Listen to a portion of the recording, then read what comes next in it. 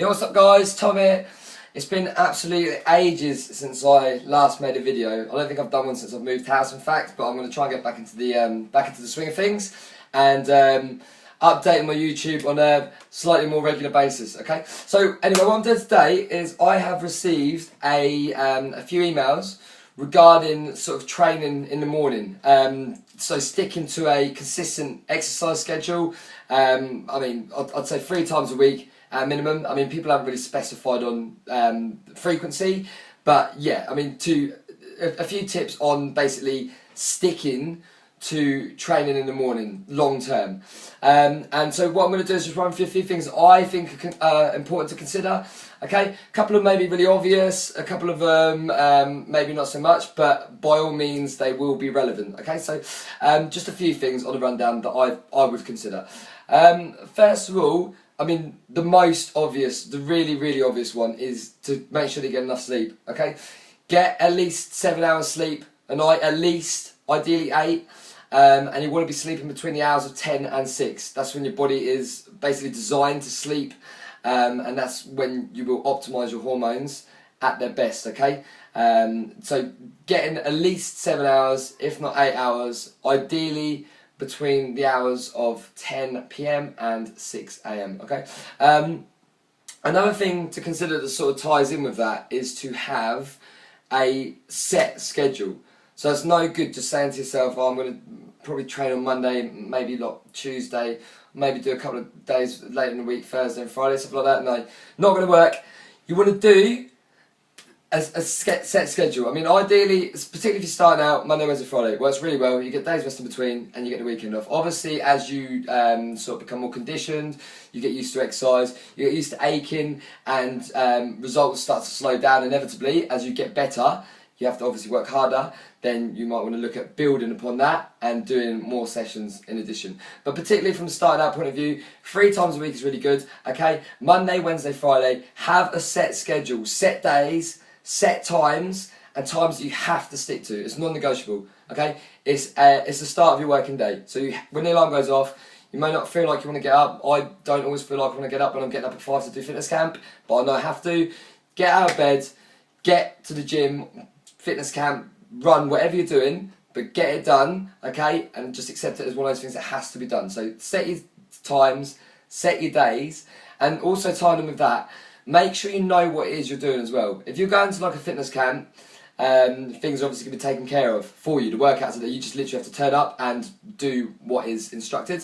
If you're going to the gym, if you're doing your own thing, make sure you know what you're doing. Don't just go to the gym at sort of 6:30 in the morning, really blurry-eyed, and sort of be guessing at the exercises you're doing, like a couple of sets on the chest machine, 5 minutes on the treadmill, whatever it may be. Have a set schedule of exercise, okay? And make sure it's, I mean, goes without saying, make sure it's a proven schedule of exercise. Make sure it's something that's going to work for you, okay? But yeah, above all else, know what you're doing, know when you're doing it, and accept it as something that has to be done. I mean, that's 3 really obvious ones, but again, really relevant to training in the morning. Next one to talk about is pre-workout nutrition. So I'm not one of those people that can train on an empty stomach. If you are, I don't see it as, if you can train on an empty stomach, it's not going to be an issue. What you want to do, particularly if you're training for fat loss anyway, what you want to do if you're training on an empty stomach is take BCAAs before training to reduce muscle breakdown as you train, okay? So you're going to be burning fat and offsetting muscle breakdown or catabolism as much as possible. If not, if you're having something to eat, generally what I'd recommend would be sort of a couple of handfuls of mixed nuts and some mixed berries. Works really well. Or perhaps a smoothie that you could have. I mean, if you've got to drive to the gym, if you're going to drive to wherever it is you're going to exercise, then a smoothie on the way, sort of comprising of water, avocado, I'll chuck a bit of protein powder in there, spinach, berries, flaxseed and cinnamon, and coconut oil. That's what I chuck in my smoothies if I have them in the morning. That's another one actually, in terms of energy, little secret weapon of mine that I always try and encourage people, fitness campers to do, is to go for a strong coffee in the morning, okay? Coffee in general isn't that good. You don't want to be drinking excessive amounts of coffee because it's basically just recognised to the body as stress, and that's going to raise your cortisol levels, and that in turn is going to make fat loss results in general, a lot more difficult. But when you train, your cortisol is gonna raise anyway. Basically, training is stress on the body. So having coffee prior to training is basically your cortisol and your body is going to get stressed anyway. So coffee prior to training is perfect. You never want to have coffee after training, because straight after training you want to keep it as anabolic as possible. You want protein and you want to just completely lay off any sort of stimulants. So no coffee after training. But before training, particularly in the morning, a strong coffee with a heaped teaspoon of coconut oil. Mix that in. It tastes nice. Some people might disagree on that, but I think it tastes nice. I've had a few people say it's nice. Anyway, a strong coffee, so a couple of teaspoons of coffee, a heaped teaspoon of coconut oil. Have that. Coconut oil is comprised of MCTs, medium chain triglycerides, so it is metabolized like carbohydrates. So when you consume coconut oil, you get quite a fast release of energy, but without the sugar spike, the insulin spike, the carbohydrates will give you. So coconut oil is basically like the quick release energy of carbs without the addition to the waistline. So coconut oil is awesome. Teaspoon of coconut oil in the coffee, mix it up, have that immediately before training. So just as you leave the house or as you get to the gym, whatever you do, like I say, coffee and coconut oil. You want to take the BCAAs 30 minutes before training. If you take the BCAAs 30 minutes before training and you have the coffee and coconut oil, you're going to have loads of energy to absolutely kill your workouts, okay?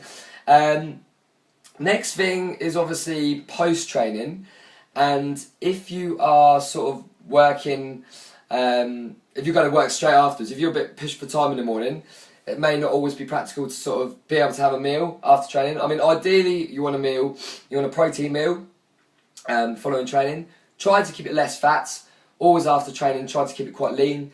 Fat slows your digestive transit, so in order to sort of increase protein uptake as quickly as possible, then if you don't have fat, the protein is going to be absorbed faster. So try to keep your post-training meal lean. Okay, if eating isn't an option, what I would do is have a protein shake. Okay, if you're going to have some food, maybe an hour down the line, take the BCAAs and then have a meal following that. If you're not going to have anything to eat for a couple of hours, have a protein shake. Take the protein powder in the shaker to the gym with you. Have a protein shake straight after training, and that will take care of things in terms of getting your body back into a state of anabolism and to a sort of optimal hormone balance, and consequently then getting results. Okay, I think that's it in terms of sort of points to make on that. I feel like training in the morning is a really good thing. I mean, a lot of the time, particularly in the summer and stuff, if you've done a long day at work, the idea of then going to train afterwards isn't always the most appealing. I mean, if the sun's shining and you know you can go and sit in the garden or something, then obviously that's quite tempting. So training in the morning definitely works for some people. I mean, obviously evenings work for others, but yeah, I mean, if you're training in the morning, a few points to consider. I'm just going to run through them one more time. First of all, just obviously get enough sleep. It goes without saying, okay? Get enough sleep between the hours of 10 and 6, ideally 8 hours, okay? Have a planned schedule, so days, times, and know what you're doing in terms of exercise, whether it be in the gym, running, whatever you're doing, know what you're doing, okay? Be certain of what you're going to do on that day. Don't just sort of go into it with an open mind. Pre-training, like I said, a couple of handfuls of mixed nuts, and some mixed berries or a smoothie, whatever works for you. A lot of this is personal preference, okay? If you're training on an empty stomach, take the BCAAs 30 minutes before training, okay? Either way, whether you're eating or not eating, coffee, a strong coffee with a coconut oil, with a spoonful of coconut oil in it, awesome. Give you plenty of energy, okay? You will run your workouts into the ground with that. Other than that, like I said, if you're going to get a meal quite soon after training, take the BCAAs and then eat. If not, have a protein shake and then obviously eat later on in the day. I think that's all I've got to say on sort of tips for training in the morning. If I do think of anything else, I will post another video. Okay, thanks for watching. That's Tom out.